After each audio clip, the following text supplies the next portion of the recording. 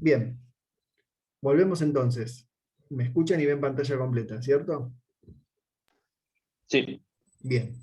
Entonces, recapitulando un cachitito nada más, teníamos que, si íbamos al caso en el que medimos una cantidad y, pero que depende de x, y en ese caso, por supuesto, seguíamos completamente habilitados a calcular un promedio para x, un promedio para y, una varianza para x, una varianza para y, nos interesaba algo más, incluso focalizando el caso en algo bien conocido de la física, como es la ley de Hooke, que describe la fuerza que hace un resorte cuando se lo estira. Incluso en ese caso queremos hablar de qué le pasa ahí con X, cómo se llevan y con X. ¿Le importa ahí lo que le pasa a X? ¿Le da igual? Bueno, la correlación nos viene a hablar de eso, nos viene a hablar de cuán sensible es una cantidad a la otra. Y discutimos entonces un poquito su construcción, ¿no? Que lo que está en el denominador viene a ser el promedio de las varianzas, que está más para normalizar lo que aparece en el numerador, que es el cuadrado de la covarianza, y esa covarianza tiene que ver entonces con esto que dije, cuán sensible es un dato al otro, y por eso el producto da más grande cuando uno se mueve, cuando el otro se mueve, y da más chico cuando si uno se mueve al otro no le pasa nada. Entonces la correlación esperamos que sea más cercana a 1 o a -1, cuando mayor sensible sea I a X, será parecido a 1 cuando la sensibilidad sea, déjenme decir, positiva, en el sentido que aumentar X aumenta Y, o disminuir X disminuye Y, y será negativa cuando pase al revés, que aumentar uno disminuye el otro. Ahora, dimos un paso más y dijimos, bueno, pongamos un modelo físico, si estábamos en el caso de la ley de Hooke, sabemos que es lineal, tenemos herramientas suficientes con la varianza, ¿sí? Ya, para pensar que en lugar de usar el promedio como mejor representante, ahora conviene usar una función, porque no oscilan todos alrededor de un valor, sino que parecen oscilar alrededor de una función que en este caso se propone lineal. Y para medir esa distancia, para ponerlas en términos de alguna cantidad que me diga si esa distancia entre I y F es grande o chica, podemos usar el error de cada uno de los valores de I. Por eso es que está dividiendo, esperando que esta cantidad fluctúe alrededor de 1, y discutimos además que, como vimos en la materia, si estos errores son gaussianos, esto debería fluctuar alrededor de una gaussiana, debería estar bien descrito por una normal 0,1. Comenté además que el cuadrado de la gaussiana es un h cuadrado, y que el número de cuadrados de gaussianas que sumo va a determinar el número de grados de libertad del h cuadrado, porque el h cuadrado tiene la propiedad de que la suma de h cuadrados es un h cuadrado, siendo de hecho más general.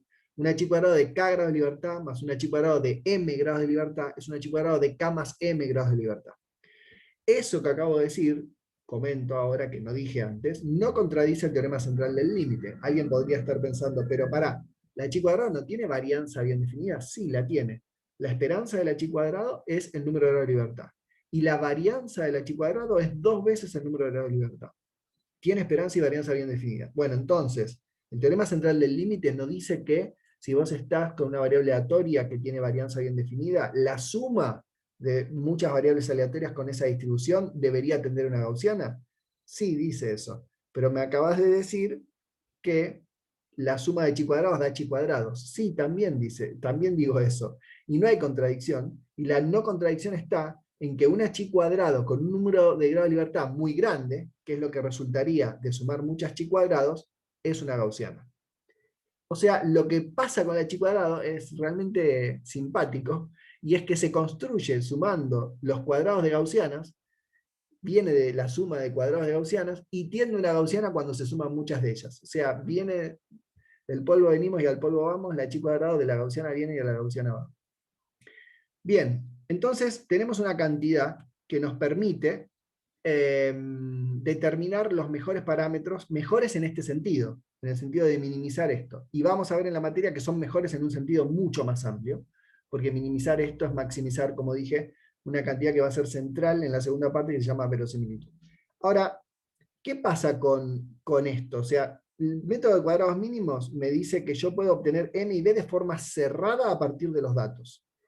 Entonces, esta cantidad que está acá, esta f, es algo que depende de los datos, por x más otra cosa que depende de los datos, como muestro acá. Buenísimo. Tenemos una forma cerrada de saber cuál es la recta que mejor ajusta en este sentido a los datos. Ahora, en general, cuando uno hace esto, me quedo con el Origin porque debe ser el primer programa con el que nos relacionamos en Labo 1, pero hoy en día les puede pasar haciendo una ajuste lineal con Python, lo que voy a decir. El ajuste lineal viene acompañado de otra cantidad, que es la que le dio título a esta charla, sea el R cuadrado. El R cuadrado se define de una forma distinta, aunque muy relacionada con lo que venimos viendo, y el R cuadrado aparece sistemáticamente en muchos programas, el Origin es uno de ellos, cada vez que uno hace un ajuste. Aparece en ese momento, no aparece antes ni después, aparece, hago el ajuste y aparece el R cuadrado. Y lo agarro y voy al informe y lo pongo ahí para decir en general cuán bueno es mi ajuste, y de eso quiero hablar. El R cuadrado se calcula de esta manera, es 1 menos este cociente. Me quemó me spoileó el resultado. No sé por qué se mueve solo. Bueno. Entonces, este cociente está construido con cosas que ya dije. Fíjense cómo estoy moviendo de lugar todo el tiempo la misma cosa. No agregué mucha información. Conceptualmente sé que sí, pero numéricamente nada. Definí el promedio de la varianza y casi que con eso me las arreglé para todo lo que viene. Lo que está en el numerador, es lo que estaba en el numerador del h cuadrado. Es la diferencia entre los puntos y la función. Esto mismo, sin el sigma, pero esto mismo es lo que está en este numerador de acá. La diferencia entre los puntos y la función. La función sigue siendo en este caso una recta, y entonces esto sigue midiendo la distancia entre los datos y la función con la que ajusté. Ahora sí ajusté, vengo de minimizar el chi cuadrado. Y en el denominador tengo de vuelta lo que aparece en la varianza. O sea, si quieran, esto es la varianza por n-1, y de vuelta, así como en la presencialidad hubiese que esperar a que pase un avión, no tan rápido como un avión pasa el que pregunta si tengo algo para vender, heladera, lavarropas, sillas, compras, y voy a esperar a que pase para seguir contándoles de qué se trata el R cuadrado, que a este señor no creo que le importe mucho. Y va lento, va bastante más lento que un avión, porque tarda bastante en pasar por acá. Yo no sé si ya lo escuchan. Bueno, quizás alguien está por vender algo y se detuvo. Entonces, el R cuadrado se construye así. Fíjense que lo que está en el numerador tiene a las I sub I, lo que está en el denominador también. Lo que está en el denominador tiene el promedio. ¿Por qué señora? Dice. ¿Por qué señora? Porque el tipo supone que la mujer está en la casa y el hombre está trabajando. ¿Por qué no dice señor también?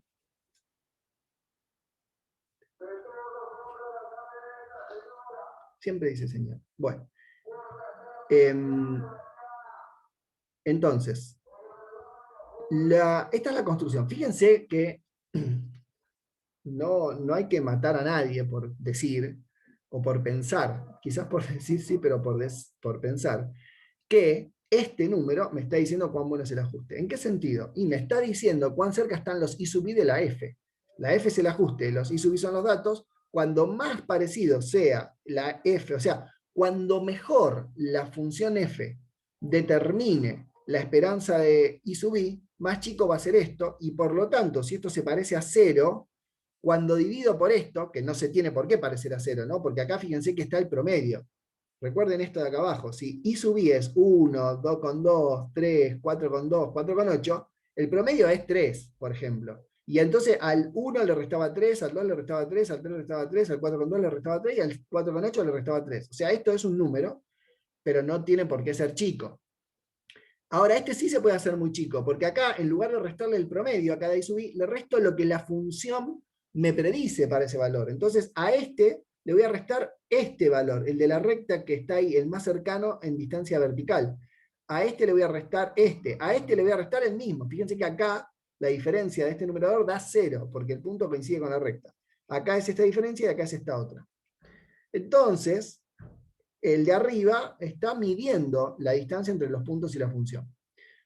Lo elevo al cuadrado de vuelta para que no se cancelen, porque fíjense que si esto me da -2, esto me da 2, este se cancela con el otro y parece que estuviera todo perfecto, pero en realidad no está perfecto, hay desacuerdo, y para que ese desacuerdo no se anule, viene bien el cuadrado, y la suma para sumar todos los desacuerdos, o los residuos, como se los suele llamar. Entonces, si esto es muy bueno, si esto es muy chico, y esto se parece mucho a 0, este cociente se parece mucho a 0, y 1 menos 0 se parece mucho a 1. Y entonces el R cuadrado parece que debería dar 1 cuando esto es bueno. Y de hecho, ya apareció antes, creo que si les preguntaba cuánto era el R cuadrado de este ajuste, hubiesen coincidido con lo que ya vieron. ¿no? Por si alguien no vio el número que se me escapó antes, ¿cuánto esperan que sea el R cuadrado de esta recta? Del ajuste.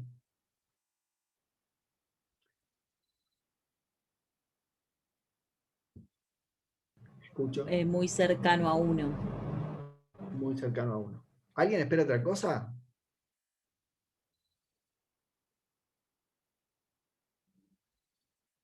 ¿Están escribiendo en el chat? No los veo, ¿no? Sí, están escribiendo en el chat. Bueno, ¿me leen? Alguien dijo 0,95. Ah, bien, van con número y todo. Ah, entonces no se vio el número. Si no se vio, está bueno que tienen números. A ver cuán cerca queda. Bueno, Más o menos 0,98. Alguien pregunta, ¿es ok. 1? Ah, ok. No, uno no es, ¿no? Uno sabemos que no es, porque para ser uno, este tiene que pegarle a este siempre, para que esto sea 0 y 1 menos 0 de 1. O sea, para que dé 1, todos los puntitos tendrían que estar arriba de la recta, de modo tal de que estas distancias sean siempre 0. En cualquier otro caso no da 1, da un poquito menos. Y de hecho, da 0,98. Bien. Lo que pasa, y ahora es lo que en general impresiona, este es el momento de la charla, es que al igual que en el perro de Pavlov, que no sé si todos conocen, pero es muy importante en psicología, en particular en la psicología cognitivo-conductual, porque el experimento de Pavlov, o el del perro de Pavlov, es conocido de la siguiente manera. O sea, Pavlov lo que hacía era tocar una campanita y le daba carne al perro. Tocaba una campanita y le daba carne al perro. Tocaba una campanita y le daba carne al perro. Entonces, advirtió que, como el perro sabía que al tocar la campanita le daba carne, al perro le empezaba a babear la boca de las ganas de comer la carne que venía siempre después de la campanita. Resulta que un día Pablo tocó solo la campanita y a pesar de que no tenía carne en la mano, el perro babeó, porque el estímulo campanita estaba asociado con la respuesta pedazo de carne. Bueno, esto que Pavlov hizo con el perro, han hecho con nosotros. Esto que Pavlov hizo con el perro, ha hecho el origen con nosotros. Al tocar la campanita, cada vez que apretábamos, hacer un ajuste lineal y mostrarnos el R cuadrado junto con el ajuste. El R cuadrado es el coeficiente de correlación que mostré antes, en el caso lineal. Es. ¿Qué significa eso? Hice mucho énfasis en que el coeficiente de correlación lineal, el ρ al cuadrado, dependía exclusivamente de los datos, que no necesitaban nada más para calcularlo, que no había ningún modelo, que no había ningún ajuste. Entonces, si el R cuadrado da lo mismo que el ρ cuadrado, ¿cómo puede ser que tenga que ver con el ajuste? Bueno, la respuesta es que el R cuadrado no es una medida de cuán bueno es el ajuste. Nunca lo fue. Nunca un R cuadrado grande les estaba diciendo que el ajuste era bueno. Eso era mentira. Lo que estaba diciendo el R cuadrado es, en el caso lineal, lo mismo que dice el ρ cuadrado. ¿Cuál era la dependencia, la sensibilidad de los datos en Y a los datos en X? Y para construir un poco de intuición sobre eso, déjenme mostrar el siguiente caso. Supongamos que tengo este ajuste, que es igual de bueno que el anterior. Los puntos fluctúan de la misma manera, están puestos para que estén a la misma distancia de la recta que antes. Y vuelvo a hacer un ajuste y me da esto. Solo le saqué la pendiente. Y vuelvo a calcular el R cuadrado. Por favor, abran el micrófono y sin dejarse llevar por esta charla, díganme cuánto me dirían que vale este R cuadrado, o cuánto me hubieran dicho antes de esta charla. No especulen sobre lo que vale ahora que estoy haciendo ruido alrededor del tema. ¿Cuánto les parece que tendría que dar? 0,98, como antes. Bien. ¿Algún otro número? Y por lo menos algo cercano a 1, ¿no? Claro, ¿por qué? Porque se ve muy bien el ajuste, ¿no? Claro, sí. Y estamos acostumbrados a que cuando hacemos un ajuste, Pavlov toca la campanita, viene el pedazo de carne y nos dice el R cuadrado, y encima asociamos que el R cuadrado era grande cuando el ajuste era bueno, y entonces nos quedó eso. Bueno, da 0. Rotundamente 0. El ajuste es tan bueno como antes. era mentira que el R cuadrado estaba diciendo cuán bueno es el ajuste. No solo eso, el R cuadrado no le importa el ajuste, no le importa la recta que ajustamos. El R cuadrado se podía calcular con los datos y no hacía falta ni hacer cuadrados mínimos, ni decir una relación funcional, ni hacer un ajuste, ni nada, ni ver cuál era la pendiente del ajuste, ni ordenar el origen, ni nada. Con los datos teníamos el ρ cuadrado, y si teníamos el ρ cuadrado, teníamos el R cuadrado antes de empezar. Este ρ cuadrado, nos convencimos, y aparte es evidente mirando la fórmula, que no depende ni de la relación funcional entre los datos, ni de cuál es el ajuste, ni de nada. Me das los puntos x, y, y yo te calculo cuán sensible es y a x usando esta fórmula. Bueno, este ρ cuadrado es el R cuadrado en el caso lineal. Así que el R cuadrado está diciendo cuán sensible es y a x, y acá, ahí le importa lo que le pasa a x, y acá, ahí no le importa lo que le pasa a x. Por eso acá da 0 y en el otro da grande. Porque acá importa y en el otro no. Ahora, el ajuste es la campanita de Pavlov. El ajuste no tiene nada que ver con lo que dice el R. El R nunca nos estuvo diciendo cuán bueno era el ajuste. Estuvo mal siempre pensar eso. Bueno, ok, está bien, pero pará. Acá aparece la F. ¿Cómo no tiene que ver con cuán bueno es el ajuste? Si acá a la I le está restando la F y esto es más chico cuando mejor es el ajuste. Tiene que haber un error, una trampa, o estás equivocado, no sé qué estarán pensando. De hecho, los escucho, las escucho. Me imagino que debe ir porque el denominador tiende a muy grande, ¿no? Porque cada punto se parece mucho al promedio. Es una buena forma de verlo, claro. Yo les dije antes, cuando empecé, que Perdón, muy chico, ¿no? sí, no, te entendí, que calcular el promedio, cuando la función con la que ajusto es una constante, es lo mismo que ajustar una recta. Lo dije en un momento, no sé si lo recuerdan, pero digo, cuando arranqué, decía, bueno, calcular el promedio es minimizar esta distancia, en el fondo es hacer un ajuste lineal, pero que solo tiene ordenada el origen. Y es lo que está pasando acá arriba. Esta F de acá arriba es el promedio. El ajuste de esta recta es el promedio. O sea, el numerador y el denominador dan lo mismo, en este caso horizontal, que es un caso particular, con lo cual esto es un 1, 1 menos 1 da 0, rotundamente 0. Cuando la ordenada del origen de la recta es el promedio, el R cuadrado da 0. Y este es un ejemplo. Pero sigue habiendo algo que hace ruido, ¿no? Uno va a decir, bueno, todo bien, pero seguís teniendo una función que depende de los datos y que mide la distancia. ¿Cómo es que no me está diciendo cuán buena es esa función? Recuerden que cuando uno hace cuadrados mínimos, el m y el b de esta función, dependen de forma cerrada de los datos. Lo que quiero decir con eso es que esta f que está acá, que es la que nos hace pensar que el R dice cuán bueno es el ajuste, en realidad es una forma abreviada de escribir una función de los datos. Esta f es una función de los datos por x más otra función de los datos. Entonces, al ser una función de los datos, lo que tengo acá es todo función de los datos y no del ajuste.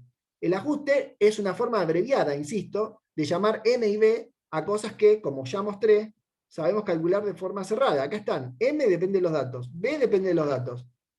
F entonces es todo esto por x más todo esto. O sea que hay una forma de condensar todo eso, que son datos, y solo datos, no ajustes, que se escribe así. Y claro, lo que pasa es que cuando la pendiente es más chica, cuando más chica es la pendiente, esa función más se parece al promedio, y este cociente más se parece a 1, y esto más se parece a 0. Y cuanto menos, en este caso, lo que pasa acá es que el promedio, que es una recta horizontal, se parece muy poco a esta recta. Y entonces, como se parece poco, esto de acá arriba se parece poco a lo de abajo. Y esto va a ser mucho más chico que lo de abajo, y por eso este va a ser un número que domine, porque esto se va a parecer, va a ser chico, ¿no? Porque en una recta como esta, con esta pendiente, todos quedan lejos del promedio. Este número es grande, pero quedan cerca de la recta, entonces este número es chico, y por eso da cercano a 1. Pero da cercano a 1 porque la pendiente de la recta es grande, no porque el ajuste sea bueno. De hecho, uno puede ir rotando un mismo set de datos y viendo cómo calcula el R, cómo va cambiando el R cuadrado, sin necesidad de hacer ningún ajuste. Entonces, el R cuadrado en el caso lineal es la correlación al cuadrado, nunca habló de cuán bueno era el ajuste, nunca tendría que haber sido informado junto con la recta para no hacer el efecto perro de Pavlov, y sí nos está hablando de la correlación que está muy bien motivada y es una cantidad súper interesante, pero que no tiene que ver con cuán bien está la recta pasando cerca de esos puntos. ¿Alguna pregunta?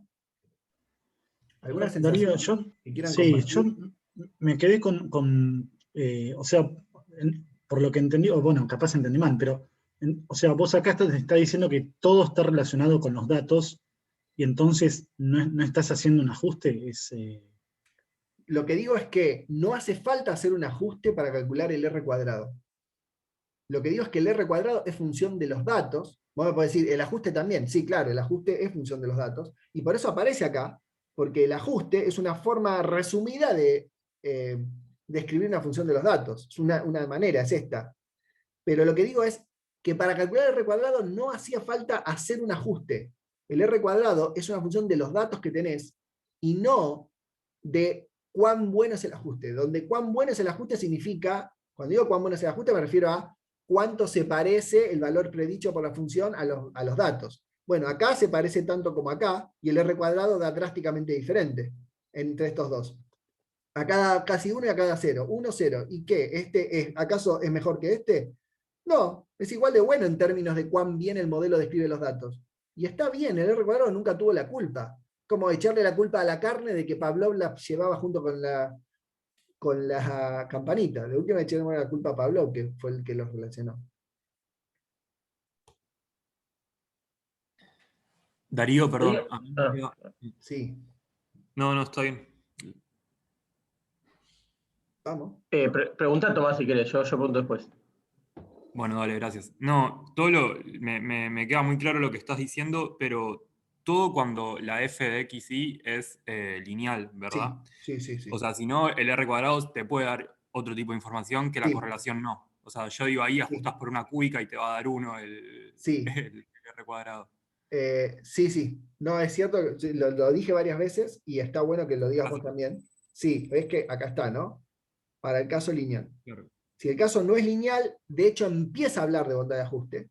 Pero lo que sí te puedo decir es que en el caso no lineal hay 1000 cosas mejores que el R cuadrado para hablar de bondad de ajuste. Pero no es que no dice nada sobre eso. Es cierto lo que decís, por eso insisto con que en el caso lineal. Gracias. Yo, Darío, te hago otra pregunta. Ahí en la definición del R cuadrado, ¿considera las incertezas? Porque entiendo que el denominador tiene que ver con el sigma cuadrado, pero o sea, está pesado. No, en este no están las incertezas, no. Por eso, al R cuadrado no le importa las incertezas con las que yo me di. No, Ok. no. Darío, te hago una pregunta. Sí, ahí te escucho, pero déjame, por las dudas, aclarar lo siguiente. Eso no significa que vos no podés hacer una minimización teniendo en cuenta los errores, que es esto, que es otra cosa, no es el R cuadrado. El chi cuadrado sí le importan los errores. Y cuando vos haces cuadrados mínimos, sí importan los errores. Y entonces la minimización de esto va a ser función de estos I sub i que están acá. O sea, el mínimo valor que encuentres acá va a depender de estos, salvo que sean todos iguales. Si los errores son todos iguales, da igual que los pongas o que no los pongas. El mínimo es independiente y se ve acá que sale afuera un sigma cuadrado. Pero si el sigma cuadrado es distinto para cada uno, ponerlo acá te cambia el mínimo, y entonces al minimizar, la función que minimiza sí depende de los errores. Te escucho. Perdón, Darío, te quería hacer una pregunta. ¿Para qué se usa el R cuadrado si no se usa para cosas lineales y para cosas de orden superior hay otras cosas mucho mejores, como dijiste recién? ¿Qué querés que te diga? ¿Para confundir? No. No. El R cuadrado es una forma de escribir la correlación, o sea, se usa para lo mismo que la correlación, para saber si hay correlación, valga la redundancia, para saber cuán sensibles son los datos en Y a los datos en X. Para eso se usa, para saber si a una cantidad le importa lo que le pasa a la otra, porque de eso habla, y habla muy bien de eso. De hecho, es la correlación, ¿no? Es la correlación. Es una cantidad universalmente utilizada para medir eso, dependencias entre una variable y otra. Bueno, Darío, perfecto. perdón, una Gracias. pregunta que no veo así a ojo, pero podés mandarme a hacer la tarea. Que sea en el caso lineal, igual la correlación sale de que el parámetro B vendría a ser el promedio de los datos en I y hacer la distributiva en Es un poquito más complicado, la cuenta son 2 carillas, y es meter acá adentro, donde está esta f de x, y meter esto, pero donde están m y b, las dos, m y b, meter esto. Metés eso acá y vas a poder mostrar que esto es lo mismo que esto. Ok, pero no es obvio. No es obvio. No. Bien. Son 2 carillas de cuenta. Sí, no lo es. Bien. O no bien. No sé cómo se sienten. Y te hago una pregunta, Darío, porque yo Dale. estoy pensando en los labos, en el labo 1, labo 2. ¿Hay algún ejemplo? No sé, siempre se me ocurre el ejemplo más básico donde las mediciones tienen todas el mismo error. Esto de medir 100 veces la mesa, ¿sería aplicable a este último caso donde el R cuadrado, digamos, en promedio, perdón, donde el R cuadrado debería dar 0? Sí, claro. Porque yo... A ver, ok. si medís 100 veces la mesa y acá, en este eje, pones medición número 1, 2, 3, 4, 5, 100, te va a dar 0, sí, claro.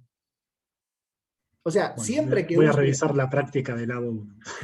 No, pero en ese caso no creo que hayas hecho un ajuste lineal, porque en general cuando medís muchas veces lo mismo, no haces un ajuste lineal sin pendiente, haces el promedio, que en el fondo es un ajuste lineal sin pendiente. O sea, calcular el R cuadrado al promedio no tiene sentido, da 0 por definición.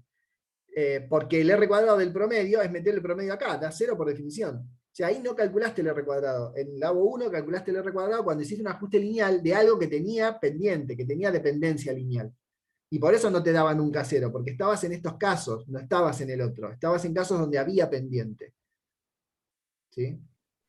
Claro, perfecto.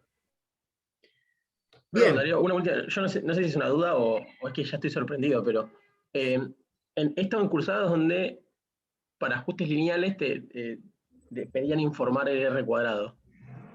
Y decían, no lo informen para cosas que no son lineales, infórmenlo solo en los casos lineales, y te da una buena medida de qué tan lineal es la relación entre tus parámetros. ¿Eso está horrible o estoy entendiendo mal la charla? No me pongas en un problema político. Yo lo que te voy a decir rotundamente es que el R cuadrado no es una medida de cuán bueno es un ajuste. Nunca lo fue. Y nunca tendrías que haber dicho si el R se parece a 1, entonces el modelo es una buena descripción de los datos. Eso está mal. Claro, o sea, solamente me dice que si el modelo es lineal, las cosas están muy correlacionadas, nada más. No, olvídate del modelo. No te habla del modelo. Lo que te dice es cuán correlacionadas están. No te dice si el modelo es lineal. A ver, está bien. Sí, pero no, vos lo eso decís por esto. O sea, claro.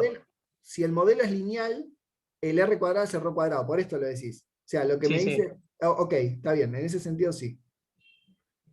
Buenísimo.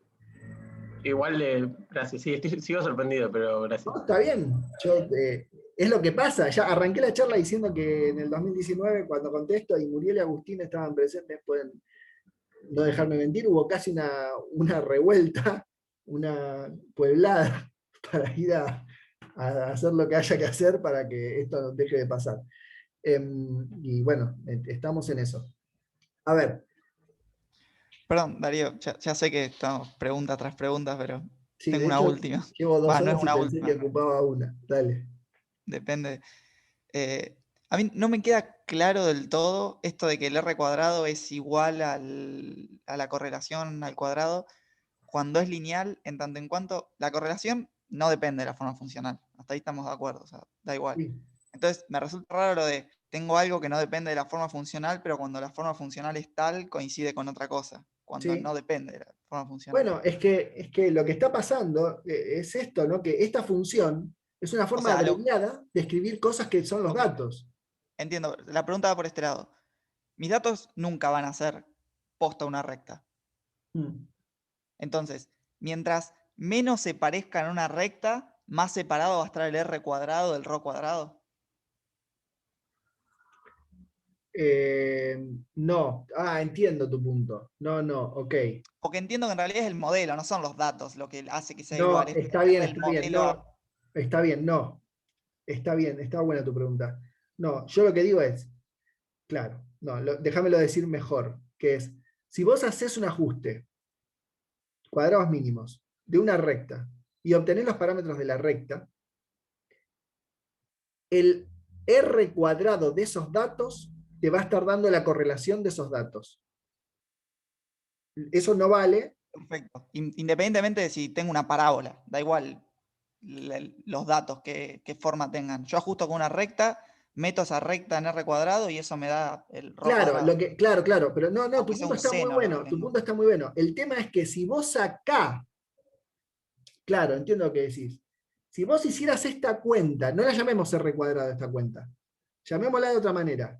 Si vos acá metés una función que no es lineal, esta cuenta te va a dar algo que no es el rho cuadrado. Voy de vuelta. Si lo que pones acá es una recta, esta cuenta te da el rho cuadrado, como dije antes. Ahora, si vos cuando hiciste el ajuste, acá pusiste una cuadrática, una cúbica, lo que fuera, e hiciste este mismo cálculo que estoy haciendo yo acá, pero no con una recta en este lugar, con otra función, el resultado de esta cuenta, que sinceramente no sé si se lo sigue llamando R cuadrado, si lo llamamos R cuadrado, ese R cuadrado no va a coincidir con la correlación. Coincide solo cuando la función que pusiste acá para hacer la cuenta usando la función es la lineal. Entonces, si haces esta cuenta usando como función la lineal, esto coincide con la correlación. Si haces esta cuenta usando como función una cosa que no es lineal y por lo tanto no tiene M y B, y por lo tanto M y B o no aparecen o no tienen la dependencia con los datos que mostré anteriormente, entonces deja de ser cierto esto. Esto es cierto solo si vos haces esta cuenta, que es la definición del R, poniendo acá una función lineal donde el M y el B son los que te da cuadrados mínimos. Perfecto, entonces, para asegurarme, esto es ridículo hacer esto, obviamente, pero ponele que tengo un seno. Sí. Y voy y le digo a Python, ajustámelo por una recta, dame el R cuadrado. Y después voy a Python y le digo, dame el rho cuadrado. Esos dos números van a ser iguales. Sí. Por más que mis datos describan un seno. Perfecto. Exacto. Está Clarísimo. muy bueno lo que Muchas estás gracias. poniendo. Está bueno, sí. Está muy bien. Requiere un grado mayor de abstracción de lo que estoy contando, pero va al core del problema. Sí, exactamente. Bueno, si no se sorprendieron hasta ahora, todavía queda algo más para sorprenderse. Y es lo siguiente. Cuarteto de Anscombe. Como ven, es obvio por qué se llama cuarteto, y Anscombe porque fue la persona que diseñó este set de datos. En el eje Y está una cantidad que depende, o no sé, del eje X, pero esto no es número de mediciones. O sea, no es que se midió varias veces lo mismo, sino que se cambió una cantidad y se midió la otra. Por ejemplo, de vuelta podría ser el caso de fuerza y estiramiento de un resorte. Acá se hizo lo mismo con otro experimento, si quieren, porque no parece ser un resorte.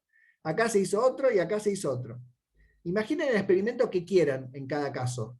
Lo que tienen que sí tener presente es que la coordenada en el eje Y depende de la coordenada en el eje X, o por lo menos es lo que parece ser, ¿no? Quizás no dependía y yo pensé que sí, pero no son, el eje X no es el número de medición, es otra magnitud. Y yo quiero saber, si quieren, si depende o no. En cada uno de los casos, fíjense que el rango en Y es el mismo. ¡Ay! Este mouse me está matando la charla. Bueno, este eje se mueve entre 4 y 12, este también, este también, este también. Ahora, en cada caso hay una recta ajustada. Pregunta, ¿en cuál de estos casos esperan que el R cuadrado dé mejor? Si quieren, contesten como si esta charla no hubiese existido. No sé si se puede eso ya. Ya te Si cambié. Ya está, ¿no? Ya no no sos, hubiese problema, diría la primera, pero no sos más el mismo. Eso es el problema de esta materia. Yo diría la primera, pero con lo que acabamos de ver diría la segunda o algo así. Ok, escucho más. Quiero 5 opiniones antes de avanzar. Así que abran el micrófono porque si no nos quedamos acá hasta que termine la práctica. Sí, yo diría el primero también, sí. Ignoro diría lo la anterior. primera. ¿Alguien más? Primero, tercero. ¿Alguien más?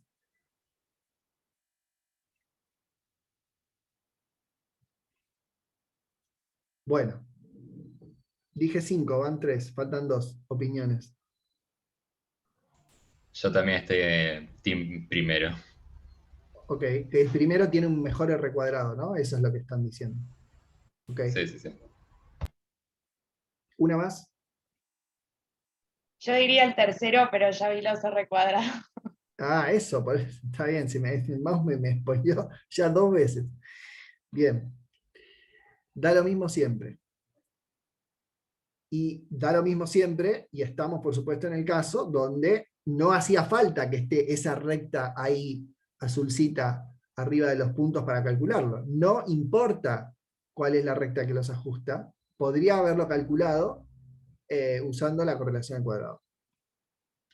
Ahora, esto ayuda, como preguntaban antes Nacho y Florencia sobre qué es la correlación, a ver qué está pasando con la correlación. ¿Por qué da lo mismo, siendo que el R cuadrado es la correlación?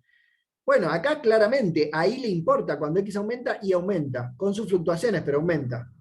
Acá también, ahí le importa X. Nadie podría decir que ahí no le importa. Le importa de otra manera, pero le importa. Ahora, al ojo uno nunca hubiera ajustado una recta acá. Hubiera ajustado una cuadrática por lo menos. Acá, claramente le importa. Y al ojo, yo hubiera pensado que este es un outlier y hubiese buscado el remove bad data point del origin para sacar ese punto. O ir a ver si tipié mal el dato primero, o medir de vuelta en el mejor de los casos. Tratar de entender por qué ese punto está ahí arriba, porque todo parece decir que se le desalinearon los patitos. Y en el de la derecha, y no, en el de la derecha uno podría decir, mirá, no le importa nada.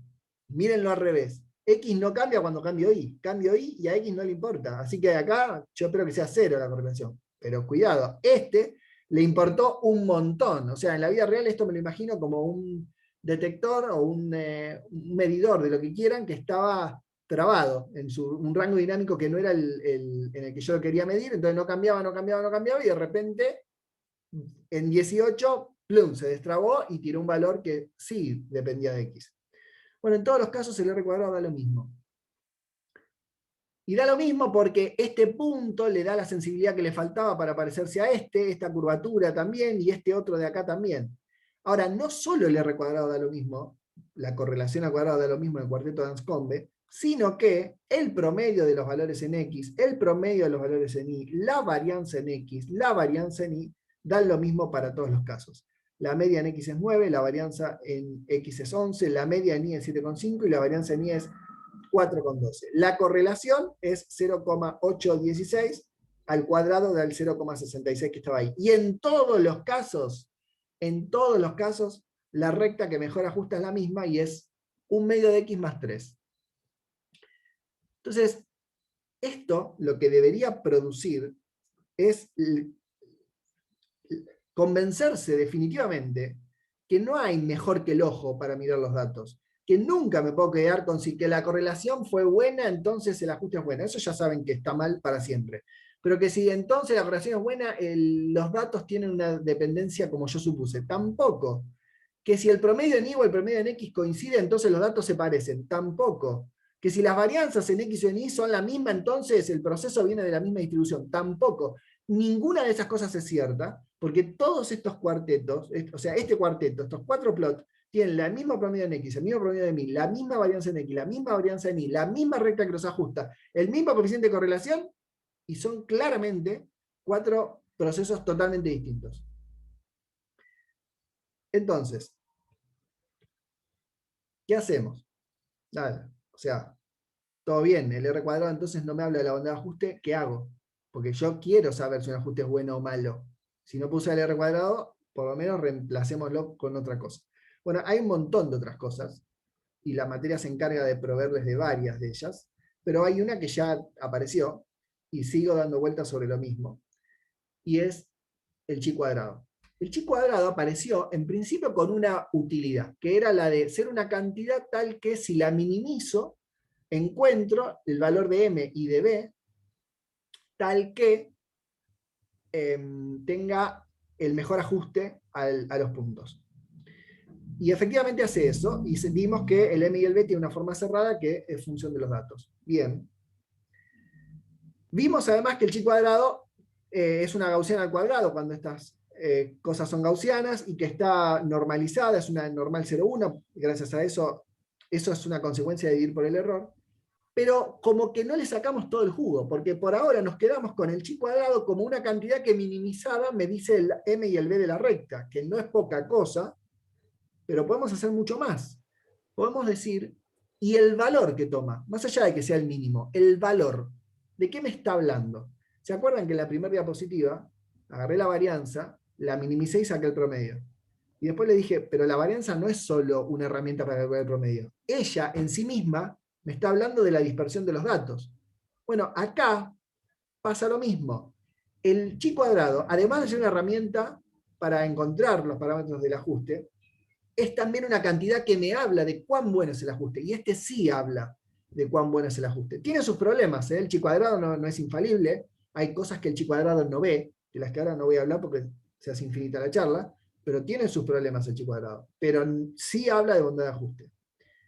Entonces me importa cuánto vale, no solo que sea mínimo, porque cuánto vale me dice cuán cerca están los datos de la función que ajustó.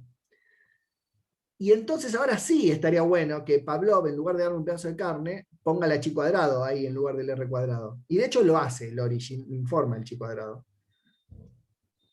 Y la principal razón por la que está bueno usar el chi cuadrado es la siguiente.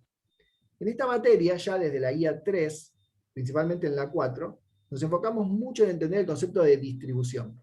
Y creo que hoy todos tienen una idea bastante precisa de qué es la distribución, que dicho mal y pronto parece ser la descripción analítica que uno tiene de cómo fluctúa una variable aleatoria.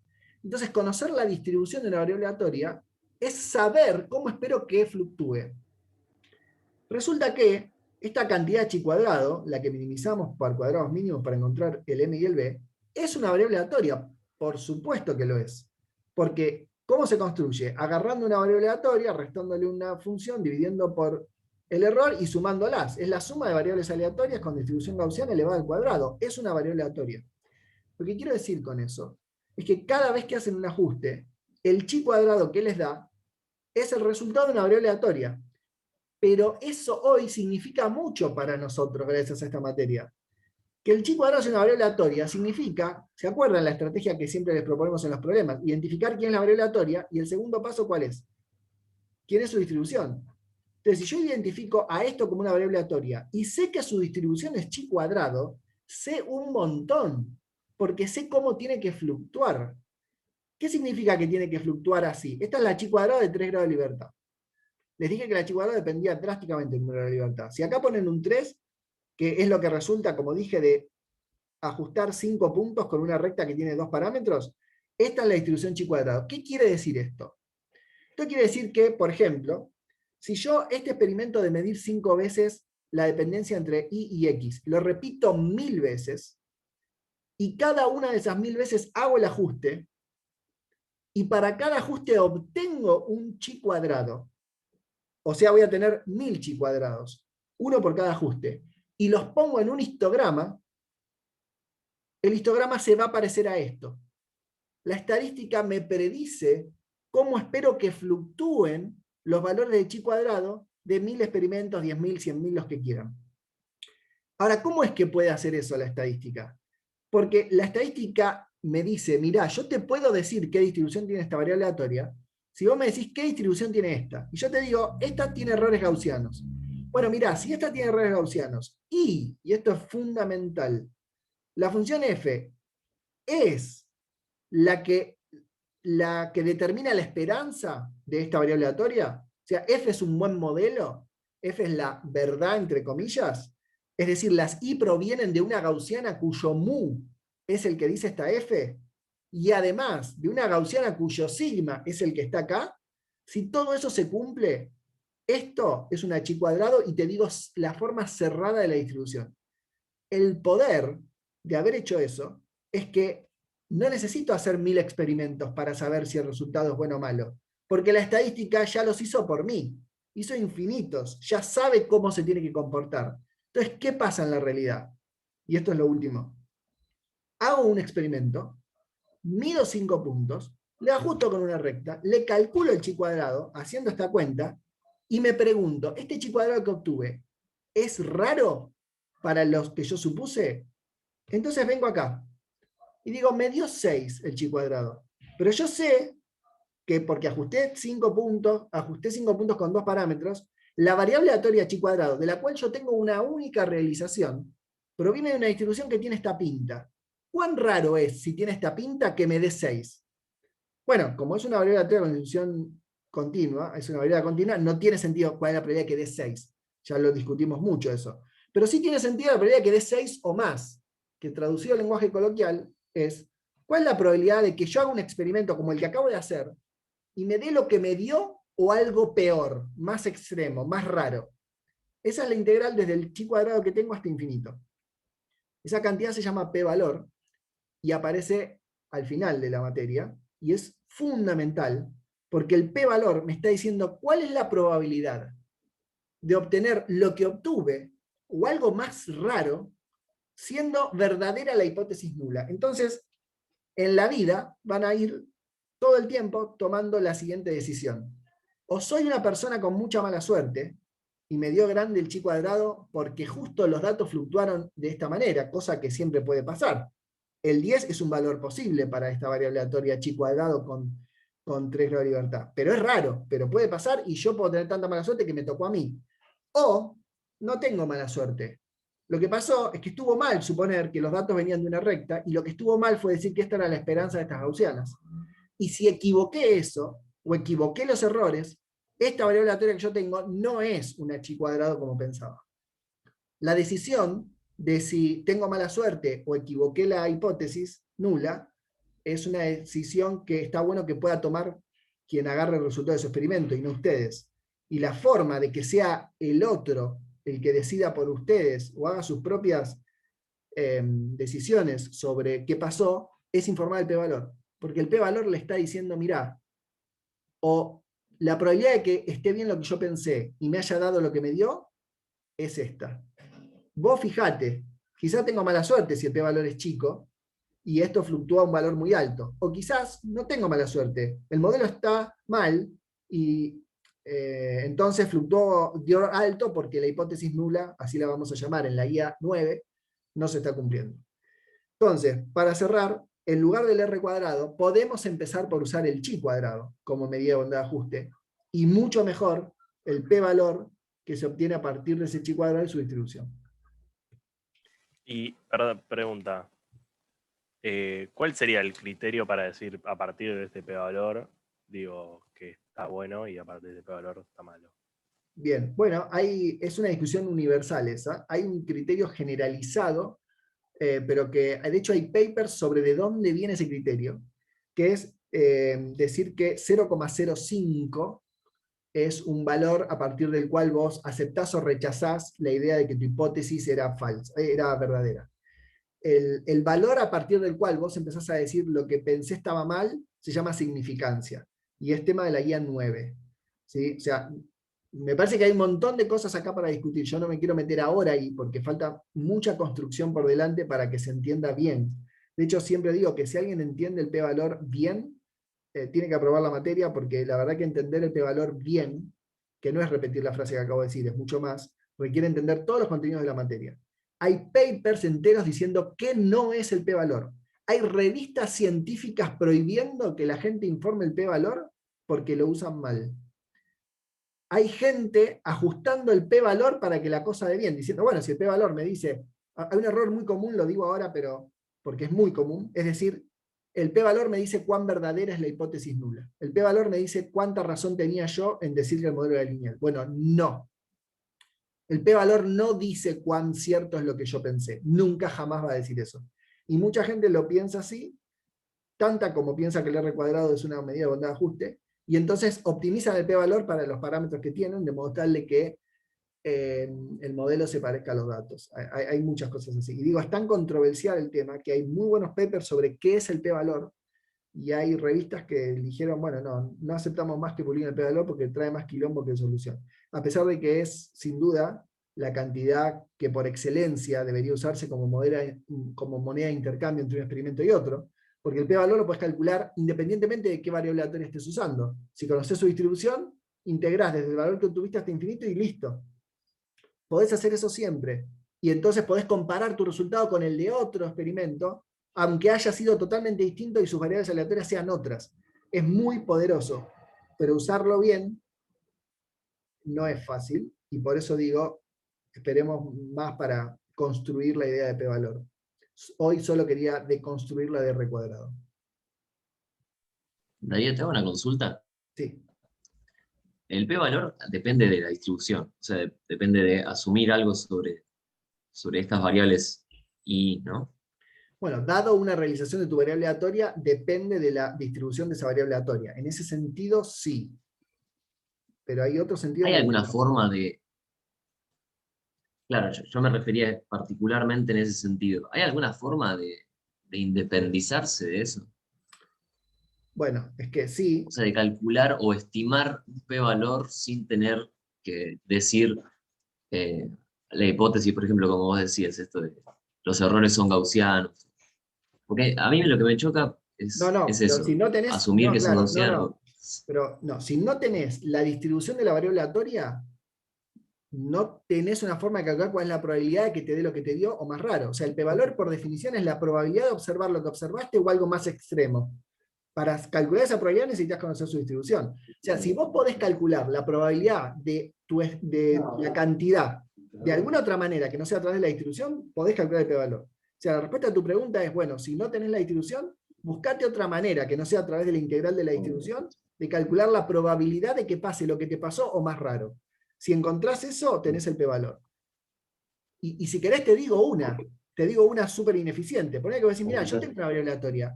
No tengo idea qué distribución tiene. Pero yo quiero saber cuál es el p-valor de este experimento que hice. Bueno, yo te digo una manera.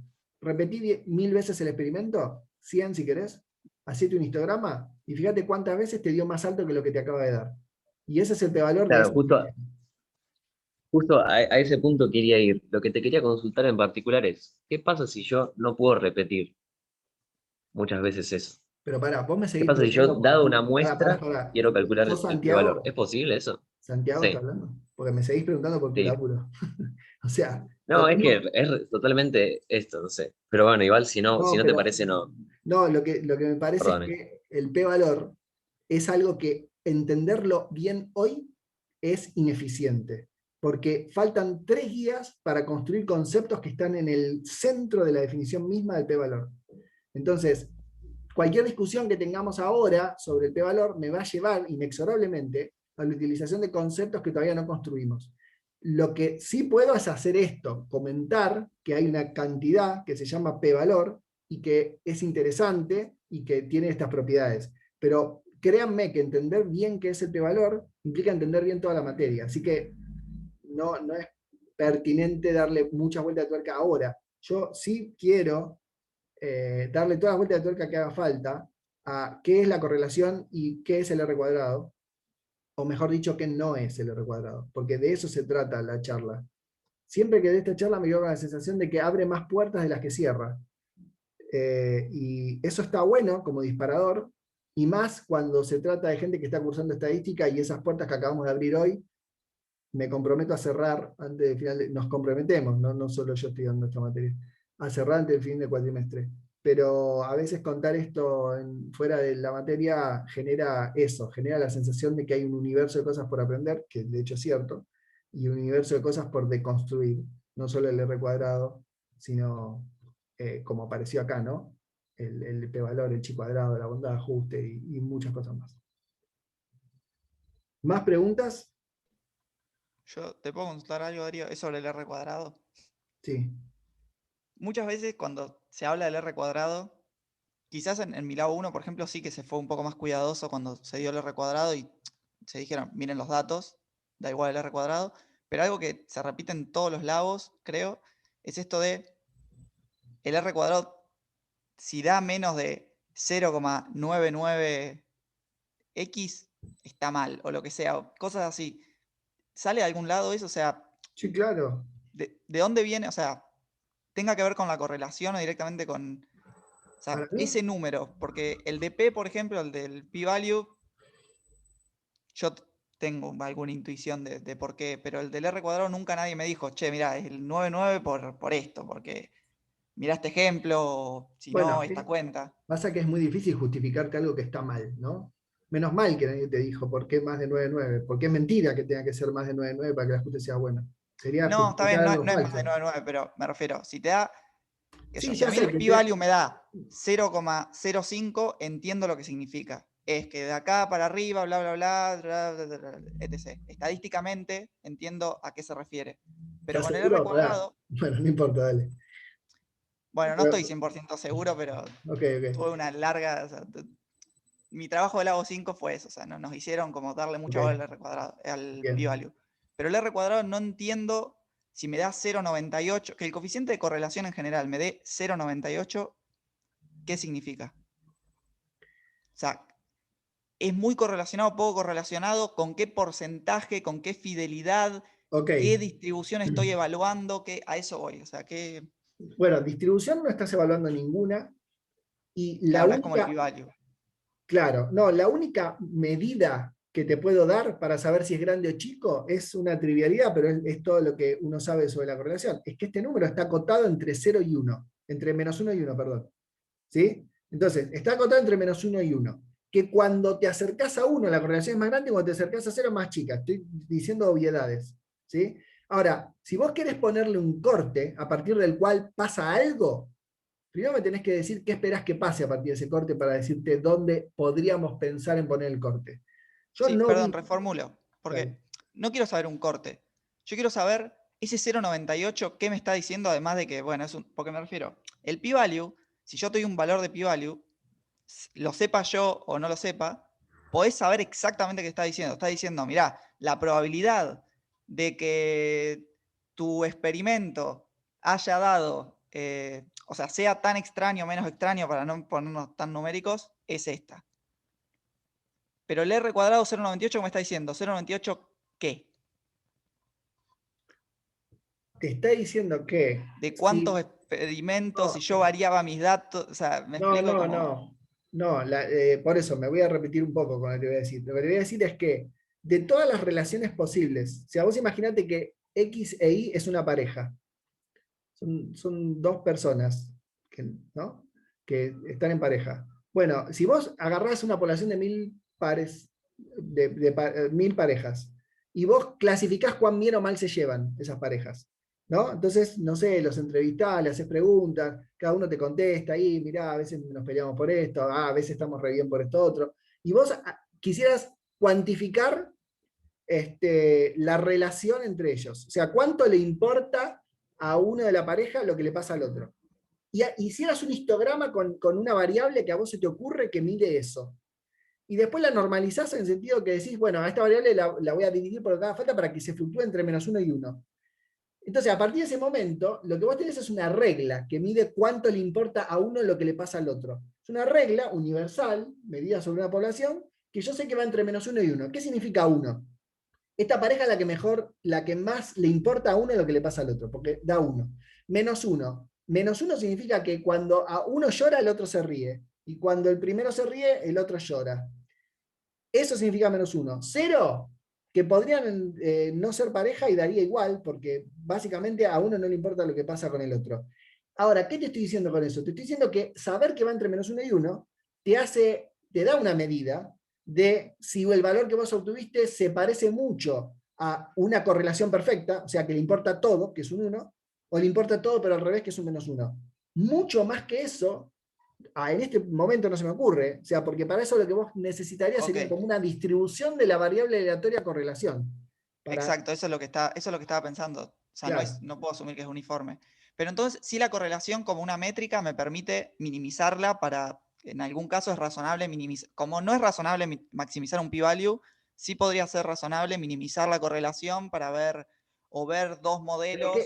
Pero pará, ¿qué es minimizar la correlación? Porque la correlación no tenés una variable para tocar, solo tenés datos del experimento. ¿Cómo haces para minimizarla? La correlación te habla de lo que me...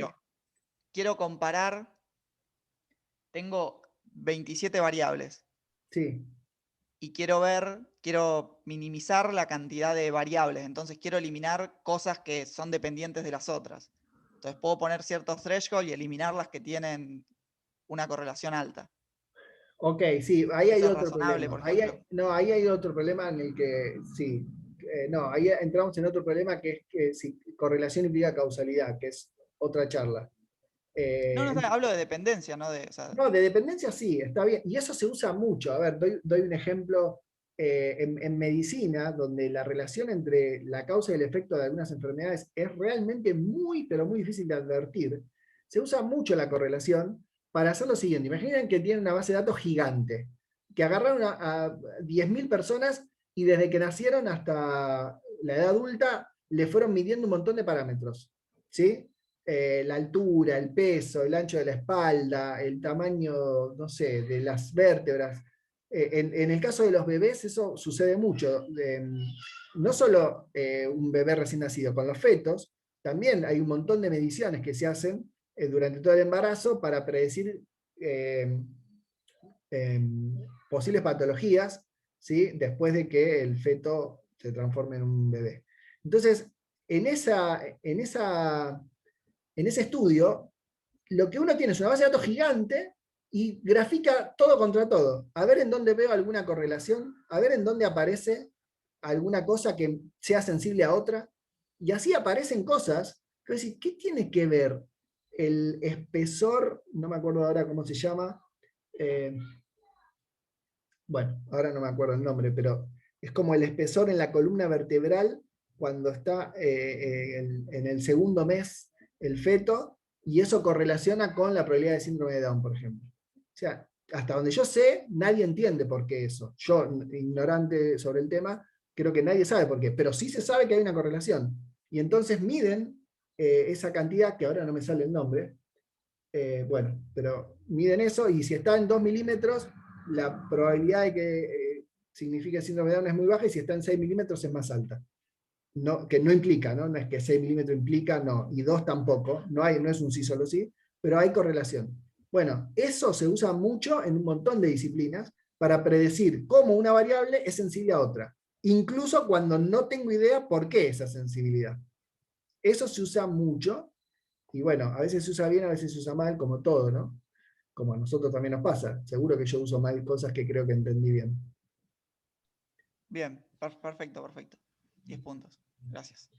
No hay por qué. Bueno, se hizo larguísimo, pero creo que se hizo larguísimo porque le generó cosas, y que le genere cosas forma parte de lo que pretendía la charla. Por suerte, y no por casualidad, tuvieron una hora de consultas antes.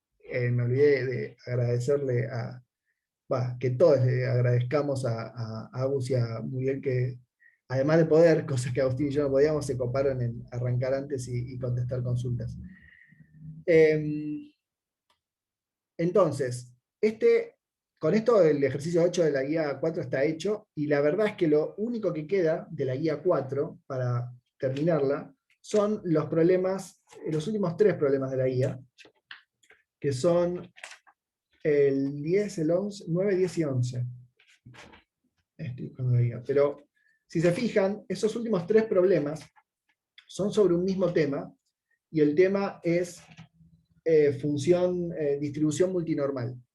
Entonces, los problemas 9, 10 y 11, que son sobre la función multinormal, son realmente muy cuentosos. Yo pensaba en cómo dar esa clase en la virtualidad, y obviamente se puede, ¿no? Pero el pizarrón sin duda no sería la forma.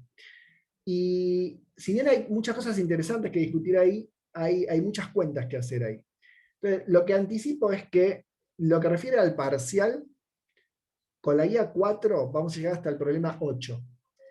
El problema 9, 10 y 11 lo vamos a atender, no es que no va a importar, porque realmente el tema es importante, pero probablemente lo hagamos después del parcial. Si lo comentamos antes también, pero lo que estoy diciendo es, no vamos a tomarles distribución multinormal en el parcial, que son los últimos 3 problemas de la guía 4.